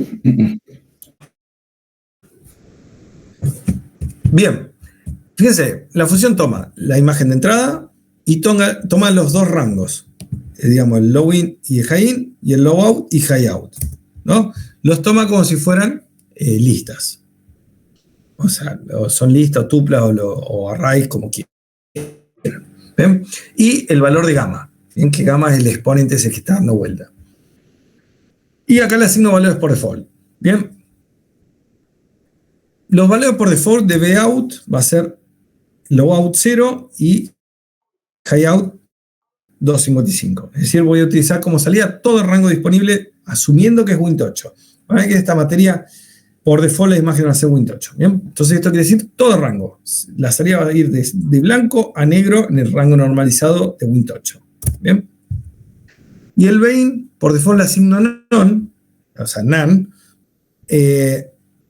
que, o sea, se lo pongo acá para detectar esa situación. En el caso que el usuario no me pase ese parámetro de entrada, yo le asigno por default los valores mínimos y máximos de la imagen. Es decir, el low in va a ser el mínimo nivel de gris que tiene la imagen de entrada y el high in va a ser el máximo nivel de gris de la imagen de entrada. ¿Bien? Y el gamma 1 va a ser por default. Entonces, fíjense en la situación por default. ¿Qué es lo que estoy haciendo? Estoy haciendo un ajuste de contraste puro. ¿Por qué? Estoy haciendo lo que vimos que hacía el ImShow de Matplotlib cuando uno no le pasa Bmin y Bmax. A ver si entienden por qué dije eso. Por default, low in va a valer el mínimo valor de la imagen de entrada y el low out va a valer 0. Es decir, que el valor, supongo que en la imagen el valor mínimo vale 10 y el máximo 240. Acá lo que vamos a hacer por default, que el 10 lo va a mandar a 0 y el máximo 240 lo va a mandar a 255. ¿Bien? Y en el medio lo vas a dividir linealmente, ¿no? Porque puse gamma 1. Entonces va a ser exactamente lo que hacía Matplotlib con ImShow sin Bmin y sin Bmax como parámetro de entrada. ¿Se acuerdan, no? Es exactamente lo que le dije que hacía. Solamente que acá lo hacemos manualmente, es decir, estamos modificando la matriz. ¿Bien? No como en el ImShow que simplemente se modificaba internamente para la visualización y la imagen no se tocaba, ¿no? El color bar, si nosotros hacíamos el color bar, quedaba con los valores originales. Por más que el blanco y negro se ajustaba al mínimo y máximo de la matriz de entrada. Acá lo estamos haciendo. Manualmente estamos modificando la matriz. Ahora igualmente vamos a ver el ejemplo. ¿Bien? Y, o sea, eso es lo que les expliqué hasta acá. Y luego, bueno, un poco la magia de esta función está en esta línea, que esta línea lo que hace es implementar esta función, ¿no? Bueno, no quiero perder demasiado tiempo en la matemática, pero, o sea, la operación es bastante sencilla. Hay que tomar la imagen de entrada, primero centrarla en 0, 0 para aplicar la función logarítmica o la función que sea, ya sea lineal o con gamma diferente de 1, aplicarla y luego trasladarla a las posiciones que sea low in a esta posición, ¿no? Entonces, eso es lo que hago acá. A la imagen de entrada la centro en 0, 0, la divido por el rango de entrada, o sea, la llevo al rango 0, 1, la multiplico por el gamma, píxel a píxel, es decir, aplico la función no lineal o lineal en el caso que sea 1, y luego la llevo al rango de salida y la desplazo. Sí, en realidad, perdón, es como, no es que lo multiplica por gamma, es como que gamma sería el exponente. ¿Se escucha o no? Sí, me expresé mal, lo eleva. Eleva píxel a píxel, claro, a gamma, es decir, aplica la transformación no lineal. Te queda X más una constante. Si gamma empieza a crecer por arriba de 1, se empieza la recta, se empieza a curvar, digamos. Exactamente, me expresé mal, vi el por y dije otra cosa. ¿Se entiende? Acá está el por, que eso indica elevado, ¿bien? Y luego lo que hay que hacer es saturar esa transformación, ¿no? En base al low out y el high out. Entonces, ¿qué digo? Luego aplicar la transformación, cualquier valor que vale menor a low in, le asigno low out. y lo mismo a la salida, ¿no? Es lo que haga. Cualquier valor mayor a high in, le asigno high out. Y por último, no menor, tengo que pasar a Win8. ¿Bien? Y tener cuidado con el comportamiento cíclico que tiene NumPy sobre valores que se pasan del rango de Win8, ¿no? Hay muchas formas de hacerlo. Esta quizá es una forma un poco antigua de NumPy. Se puede hacer un poco más claro, pero bueno, funciona bien esto, ¿no? Entonces, vamos a ver un poquitito cómo funciona. Cargamos la función.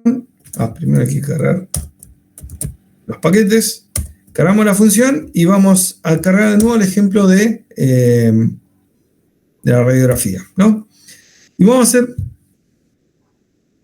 diferentes ejemplos de ajuste y contraste. Primero vamos a llamar ya sin ningún parámetro, o sea, todo por default, que va a ser lo que les dije antes. El valor mínimo lo va a llevar a 0, el máximo a 255 y en el medio lineal, que era lo que hacía el ImShow si no se le pasaba el min y max, pero solo visualizando, no modificando la matriz de datos. Luego vamos a hacer otro ejemplo donde seteamos el valor de low in y high in, 50-80, los valores low out y high out los dejamos por default, es decir, 0.55. Y vamos a ver, ¿quién me dice qué valor voy a obtener acá? Si yo ejecuto esta línea.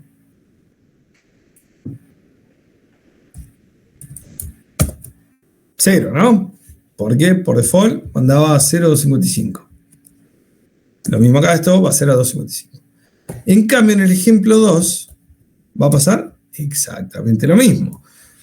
Solamente que no es que el mínimo valor lo suma a 0, ¿no? Lo que hizo es que cualquier valor menor que 50 lo manda a 0. Y cualquier valor mayor a 80 lo manda a 2.55, ¿no? Estoy saturando bastante fuerte la imagen.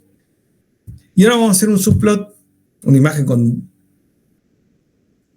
con varias cosas. Fíjense, primero voy a hacer toda la imagen y luego vamos a hablar de cómo se generó. 4 subplots.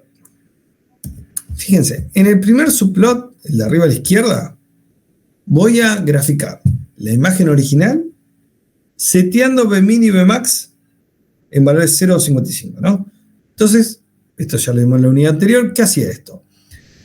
La matriz no se toca, o sea, el ImShow obviamente no modifica la matriz, y lo que estoy diciéndole con esto a la función es que el negro lo mapee, se quiere, a el valor 0, y el blanco a 2.55, ¿no? Blanco y negro porque el mapa es gray. Si fuera otro mapa, serían otros colores.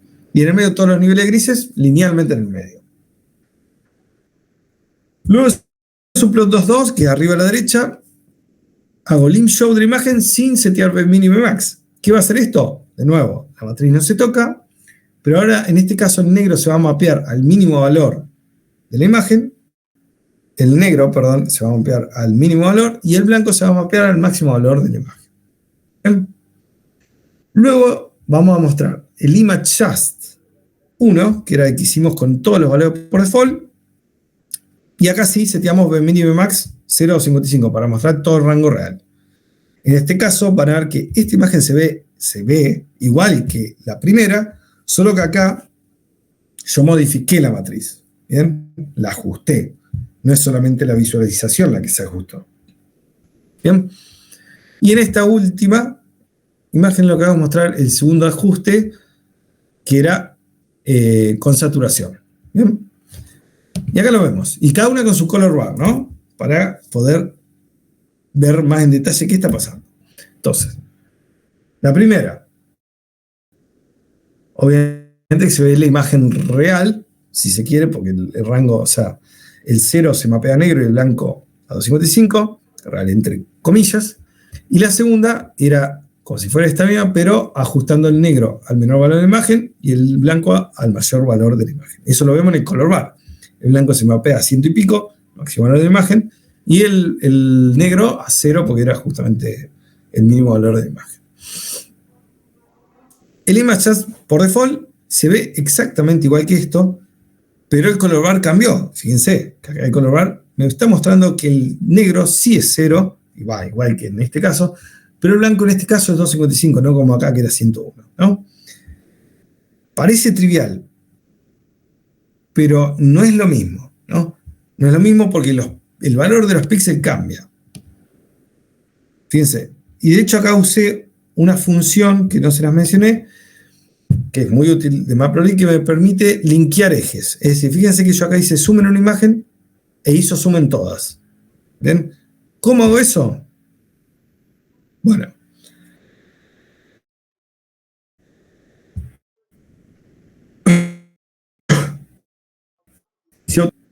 Los callbacks de esta GUI, de este objeto en realidad, con todos los otros subplots, obtengo el handle de ese subplot y cuando creo los demás, le asigno no solo cómo está dividido y qué subplot pertenece, sino le agrego los parámetros de entrada share X y share Y, que dice compartir eje X y compartir eje Y, con el handle al eje al cual hago referencia, ¿no? Entonces, eso lo hago con todos los otros subplots. ¿Bien?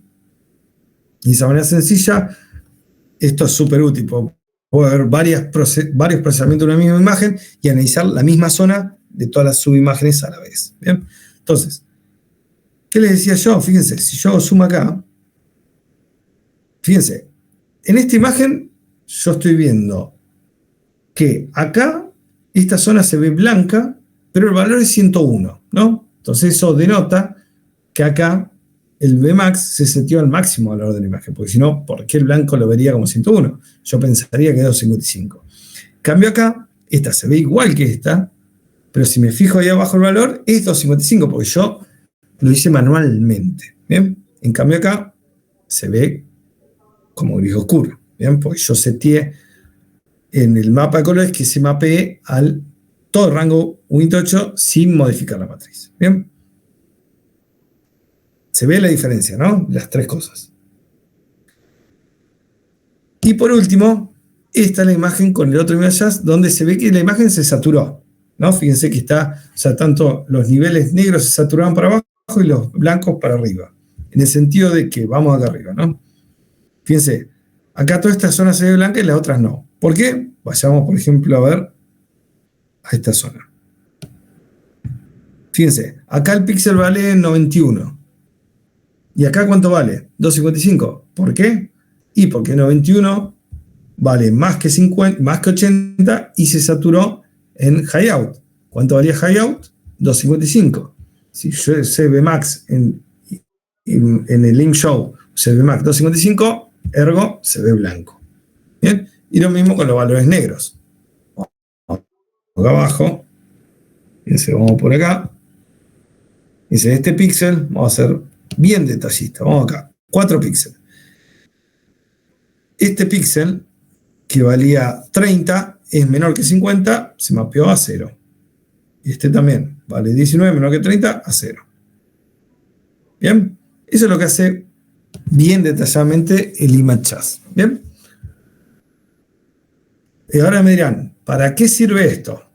Bien, bueno, primero sirve para hacer lo que logramos solamente con la visualización de Matplotlib, lo podemos hacer manualmente, es decir, cambiar la imagen para que se vea así y grabarla, ¿no? Y volver a abrirla y que ya esté así, no es que dependemos de Matplotlib para que se vea así, ¿no?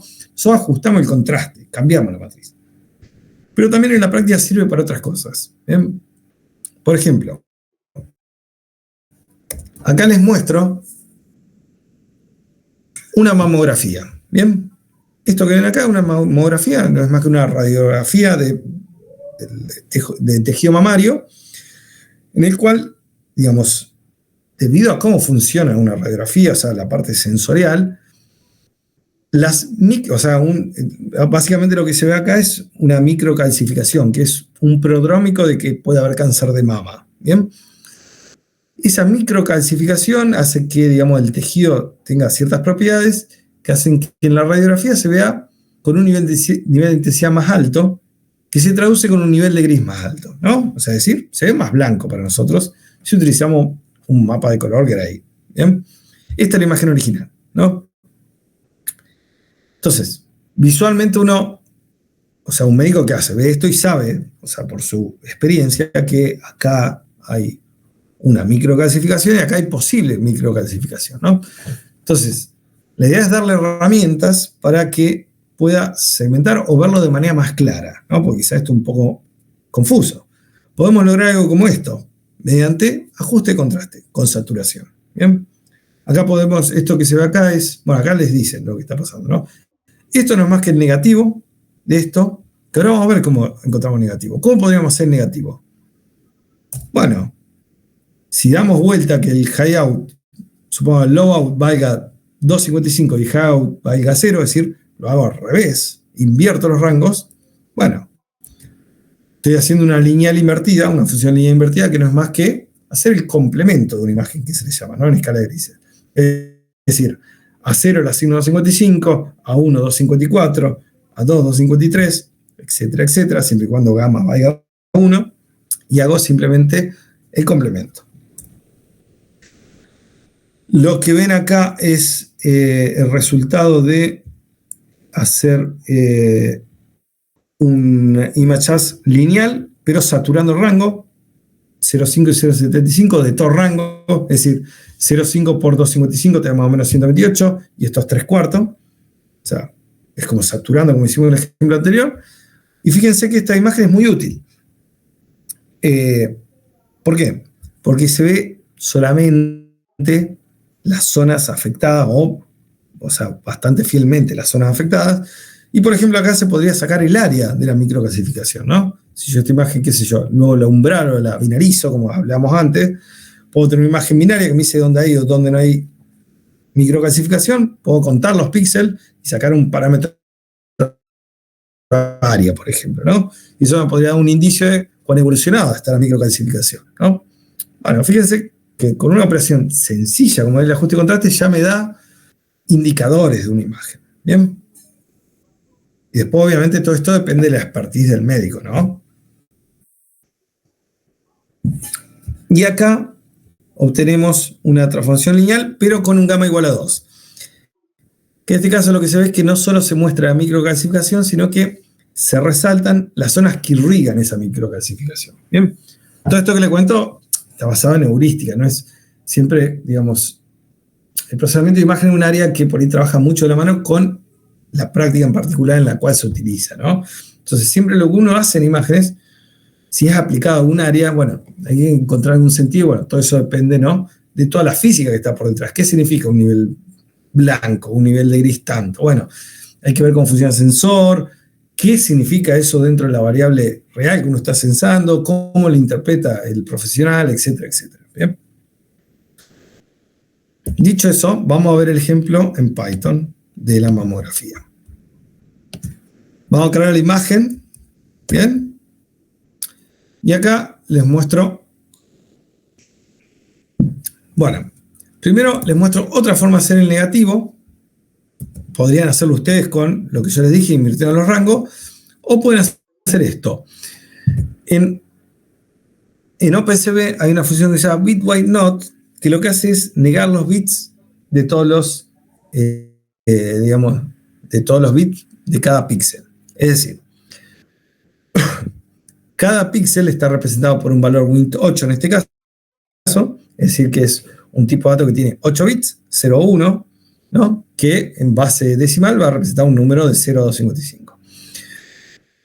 Si yo niego bit a bit cada uno de los bits correspondientes a ese byte, lo que voy a hacer es encontrar su complemento, es decir, si teníamos todos ceros, si hago el complemento de cada bit, voy a tener todos 1, es decir, va a valer 255 cada uno de sus, perdón, va a valer 255 el byte completo.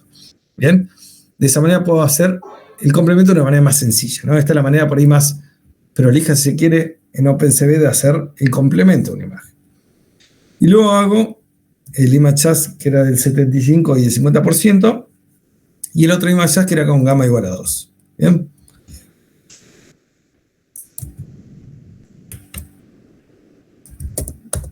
Y ahora vamos a ver qué pasó. A ver, la imagen original, el mínimo valía 21 y el máximo 255.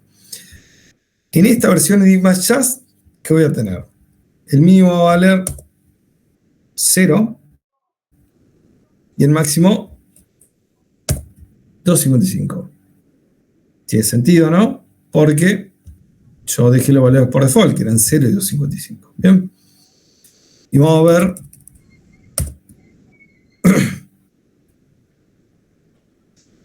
que esto replica lo que se mostró acá en la teoría, ¿no? Este es el complemento, esta es el image as con saturación y este es con un gamma igual a 2, ¿no?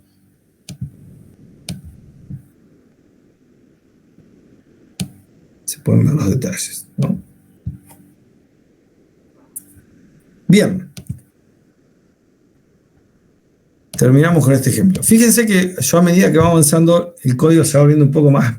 Hay mucha parte de código que se repite muchas veces, entonces yo suelo usar esta forma de escribir código, que está en una sola línea separada con coma, ¿no? Saben que en Python pueden hacer eso, ¿no? En una sola línea con coma pueden agregar varias cosas. Y si en el medio hay asignaciones, o sea, si acá hacen, supongamos, x igual a esto, tienen que poner punto y coma, ¿bien? Por si no le va a tirar error. Bien. Dicho eso, vamos a pasar a otra transformación bastante utilizada, que es funciones de, digamos, compresión de rango. Una muy utilizada que es la transformación logarítmica. Como ustedes saben, o bueno, no sé si saben, lo habrán dado en análisis matemático, una función logarítmica muchas veces en procesamiento de señales se utiliza para comprimir rango, es decir, el logaritmo es una función que satura, ¿no? De alguna manera se puede ver como que satura. Entonces, a valores muy grandes le asigna valores más chicos, es decir, un rango, quizás, supongo un vector que va de valores de 0 a 1.000.000, lo va a llevar a, si se le aplica una transformación logarítmica en base decimal, va a ir de 0 a 6, ¿no? ¿Por qué? Porque 10 a la 6 es 1.000.000. Entonces el máximo valor se representa como el exponente de 10, tal que da ese valor. ¿Bien? La transformación es más que esto. ¿Bien? Esta sería nuestra función transferencia, que yo le llamo, ¿no? Que se dibuja. Bueno, este es el ejemplo de stretching, que es esta otra, ¿no? Un logaritmo es, bueno, ustedes vieron la función logaritmo en análisis matemático. Y muchas veces se lo multiplica por un factor, ¿bien? Para normalizarla, ¿bien? ¿Para qué se utiliza? Bueno, de nuevo, hay veces que uno, como ya le dije, ¿no? Uno carga una imagen y luego la empieza a procesar, qué sé yo, multiplica imágenes, eleva al cuadrado, suma imágenes y por ahí el rango se va del rango original. Y muchas veces visualizar eso en una imagen, que, o sea, obviamente nuestro ojo no distingue 1.000.000 de valores de niveles de grises, suele ser difícil representar imágenes con tanta variación. Entonces, para poder comprender o entender mejor la información, se suele comprimir el rango en esos casos. Una aplicación típica es cuando se utiliza justamente el análisis frecuencial, que bueno, no es lo que vamos a dar en esta materia, pero se lo menciono. Muchas veces cuando de una imagen se pasa a su versión frecuencial, hay un cambio de rango muy notorio. O sea, si una imagen va de rango 0 a 55, el espectro de dicha imagen utiliza normalmente rangos que van hasta 1.000.000, ¿no? Entonces, si uno haría eso, supongo la transformada de Fourier se le llama de una imagen, y la visualiza sin ningún preprocesamiento, se ve algo como esto, ¿no? Esto es una imagen que tiene 1.000.000 de valores diferentes, más o menos. Obviamente no se ven los detalles de la imagen, pero si uno aplica una transformación logarítmica, puede ver los detalles ocultos en esta imagen. Ocultos porque uno no lo puede percibir, no es que en los datos no está. Está, pero visualmente no lo podemos detectar, ¿no? Entonces acá hay mucha más información que en esta imagen. ¿Bien? Y esa es una función, y hay otra función que se llama de estrechado, que es esta que se ve acá, que bueno, es una función muy particular, que es igual a 1 sobre 1 más el valor de la imagen a la menos 1 por un valor m, y todo eso elevado a un exponente, ¿no? Dirán, ¿de dónde viene esto? Bueno, nada. Es una función que presenta un comportamiento como este, que permite estrechar, como dice el nombre, el rango, que ahora vamos a ver cómo afecta una imagen. Es una función muy utilizada, y como esta hay pila, ¿no? No es más que sentarse, pensar en una función lineal, unidimensional, que mapee rango de entrada y rango de salida y que no sea útil, ¿no? Puede ser la función que a ustedes se le ocurra, siempre y cuando tenga una aplicación, ¿no? Esta función se implementa matemáticamente de esta manera, ¿no? En Python, quiero decir. Se puede hacer de otra manera, pero bueno, esta es bastante clara, bastante pedagógica. Bien. La única diferencia que verán, vamos a verlo en el código, si no, es que, fíjense acá, la imagen es R es el nivel de intensidad. Recuerden que acá todo lo que estamos haciendo son transformaciones de intensidad, ¿sí? Que mapean niveles de intensidad, no la posición de píxeles. Es decir, va a venir esta función, la transformación logarítmica, ¿qué va a hacer? Va a tomar la imagen de entrada, separa un píxel, dice, el píxel vale 5. ¿Qué nivel de gris le asigno en esa posición en la imagen de salida? Logaritmo decimal de 1 más 5 multiplicado por c. Ese es el valor que le asigna. ¿Bien? Lo mismo con esta transformación. ¿Bien? ¿Qué se puede lograr con un estrechado contraste? Bueno, es muy utilizado en radiografías, ¿bien? Sobre todo en todo lo que es medicina, para realzar ciertas zonas, sobre todo de nivel de gris extremo de una imagen. Podemos pasar de algo como esto a algo como esto, en donde fíjense cómo cambió la visualización. En realidad cambiamos la batería de datos, no solo la visualización, y se pueden ver de manera mucho más clara los huesos, ¿no? Fíjense sobre todo el fémur o la cadera, hay un cambio sustancial, ¿no? De esto a esto, ¿no? Obviamente que para un médico esto es más informativo que esto, ¿bien? Pero bueno, también trajo un problema. Fíjense, apareció todo este ruido que si queremos analizar los huesos, medio que no nos gusta. ¿Bien? No es, o sea, mejoró por un lado, pero empeoró por el otro. Bueno, para eso vamos a utilizar otros filtros sobre esta imagen para tratar de filtrar este tipo de ruido, que vamos a ver que tiene una forma sal and pepper, se le llama, sal y pimienta. Pero lo vamos a ver más adelante. Y en particular, esta transformación, justamente particular, es muy común que este parámetro M sea la media de los niveles grises de la imagen de entrada, que es lo que pongo acá, y se varía solamente este exponente. No es obligatorio, o sea, esto se puede diseñar como uno quiera, pero generalmente es un buen punto de partida.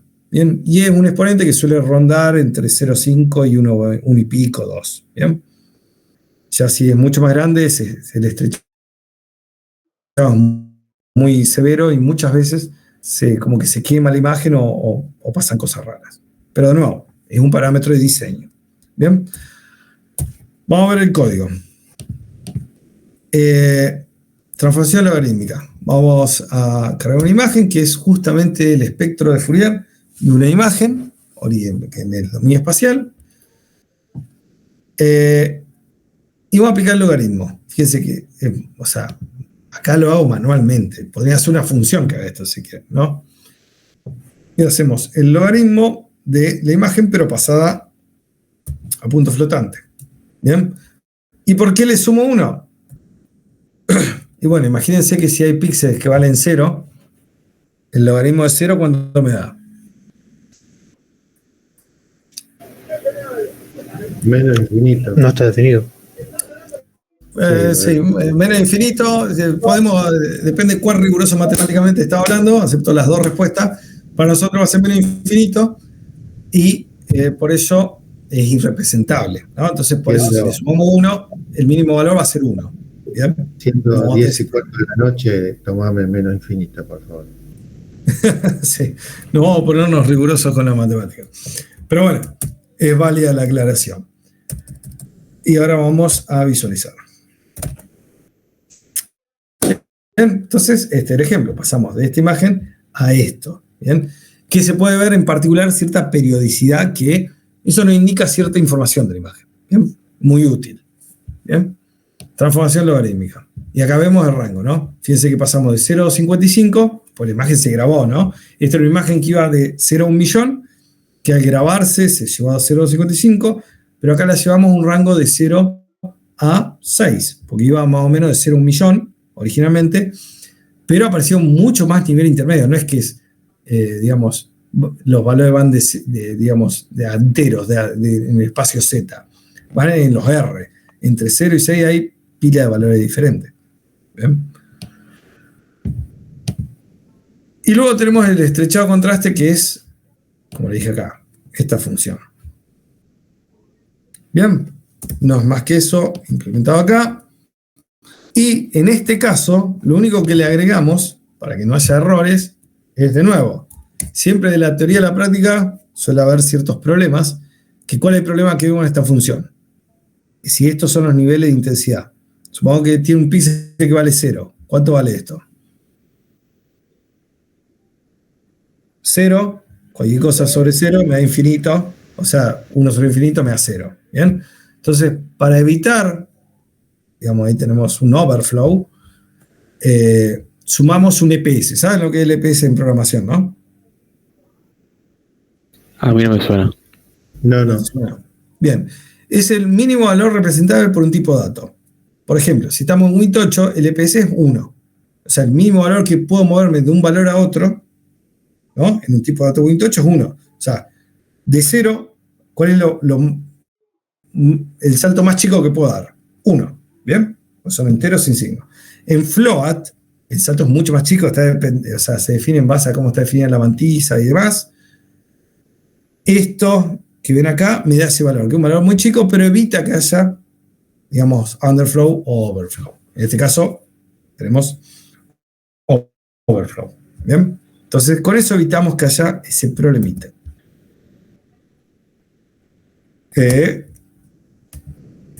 Vamos de nuevo y graficamos la imagen. ¿Ven lo que les dije? Pasamos de esta imagen a esto, ¿no? Ojo que cambió rango, ahora va de 0 a 1. Luego, si uno quisiera grabar esta imagen, ¿qué tendríamos que hacer? ¿Qué función tenemos que utilizar? ¿Cómo, profe? Se me cortó mi micro en internet. No escuché. Fíjense cómo cambió el rango. De 0 a 255 pasó a 0 a casi 1. ¿Bien? Si yo esta imagen ahora la quiero grabar en un archivo, ¿qué era lo que teníamos que hacer antes de hacerlo? O sea, lo pueden hacer por default, pero de manera prolija. Copiar una copia. Hacer el convert scale up, ¿se acuerdan? O sea, pasar al tipo de dato que realmente es una imagen que es, en general, nosotros trabajamos Win8. Esto está en punto flotante. ¿Bien? Si ustedes no hacen nada y ponen InWrite de esta imagen, hay que ver InWrite qué hace internamente. O sea, no hace magia. Y no la va a grabar en punto flotante. ¿Bien? Entonces, siempre es recomendable transformarlo al tipo de dato que realmente va a tener la imagen. ¿Se entendió? Eso lo habíamos visto en la unidad pasada. Sí. Bien. Listo. Eso. Y ahora nos quedan 10 minutitos, muy útil, muy utilizada, que es la ecualización de histograma. Bien, pero para dar ecualización de histograma, primero vamos a dar qué es el histograma de una imagen. Ustedes dieron histogramas en análisis matemático o en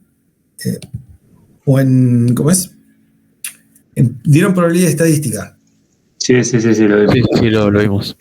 Bien, el histograma no es más que analizar la frecuencia de aparición de los diferentes valores de una señal o una función. ¿Bien? Entonces, vamos a definir un poco la matemática que vamos a utilizar. Para nosotros, el histograma de una imagen va a ser una función h que trabaja sobre R sub k, donde R sub k es el késimo nivel de intensidad en el intervalo 0G, que si tenemos Win8 va a ser de 0 a 255. ¿Bien? R es nivel de intensidad, no es un píxel, es nivel de intensidad, ¿no? De un píxel dado. Y N de K es el número de píxeles de la imagen cuyo nivel de intensidad es R de K. ¿Bien? Entonces, R de K va a ir, si tenemos Win8, va a ir de 0 a 255, ¿no? Son los niveles posibles de grises en una imagen de tipo Win8. Ahí, nada raro. ¿Bien?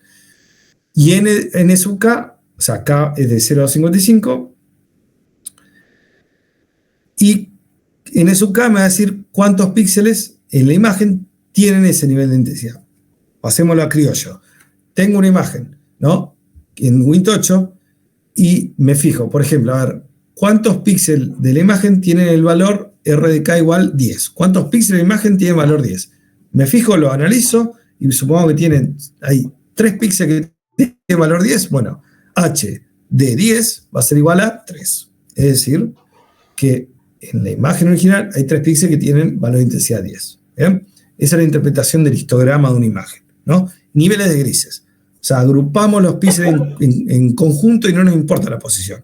Analizamos solamente su nivel de gris. ¿Bien? Luego eso lo podemos normalizar por la cantidad de píxeles, ¿no? Si mi imagen es de 100%, dividido por 10.000. ¿Bien? Entonces, voy a tener un porcentaje de los píxeles que tienen dicho nivel de gris. Entonces,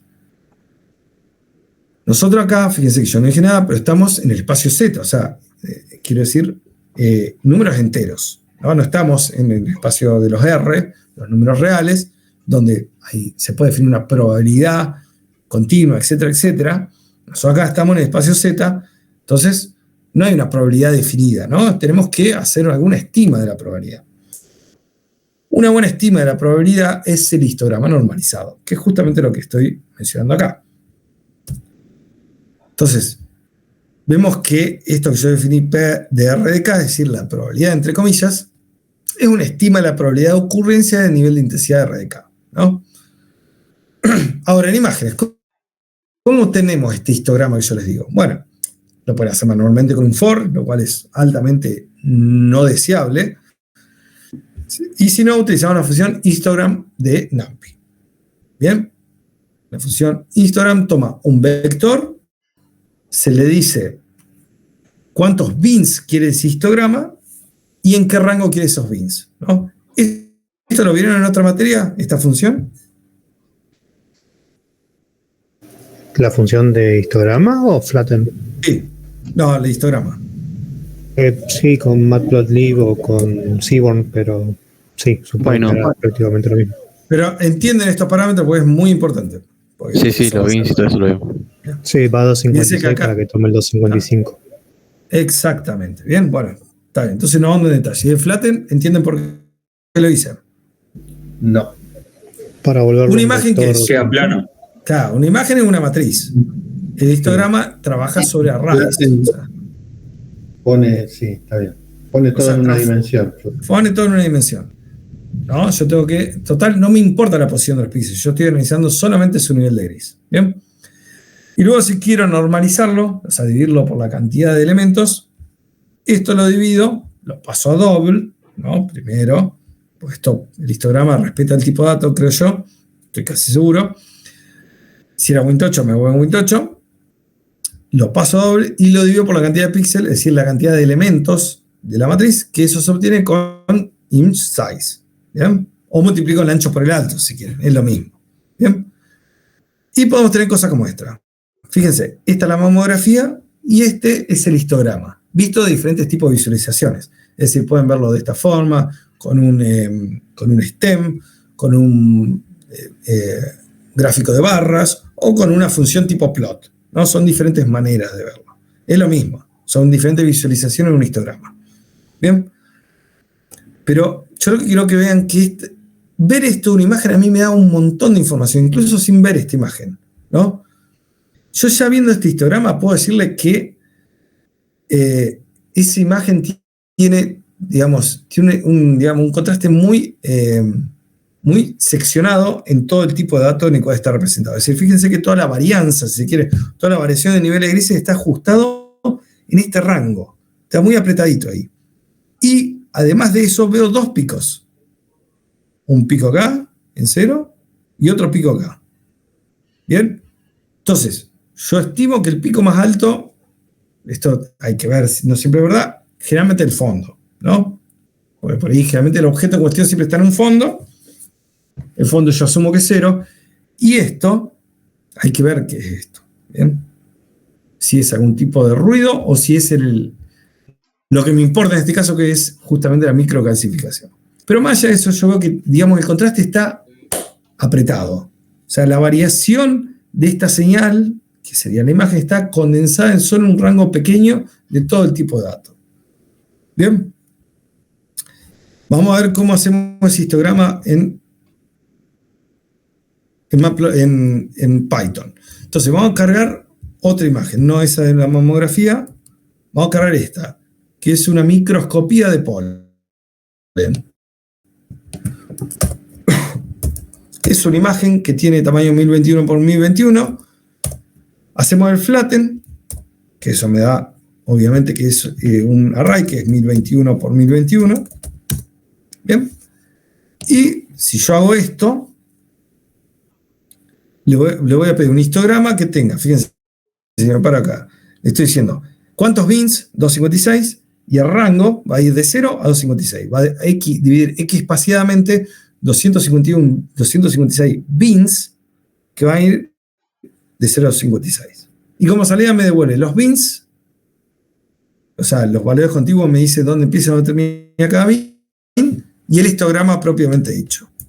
Fíjense, bins es un vector que va de 0 a 256, es decir, el primer valor me va a decir los píxeles que van entre 0 y 1, el segundo bit de 1 y 2, y así sucesivamente. ¿Bien? Y con eso yo puedo graficar. ¿Bien? Y luego, yo acá les muestro otra forma de hacer el histograma, que no está acá en la teoría, que es con la función kite-hist de OpenCV. Me dirán, ¿cuál es mejor, cuál es peor? No hay uno peor ni uno mejor, sino que son pensadas para cosas diferentes. Primero veamos cómo se usa la OpenCV. La OpenCV, uno le pasa.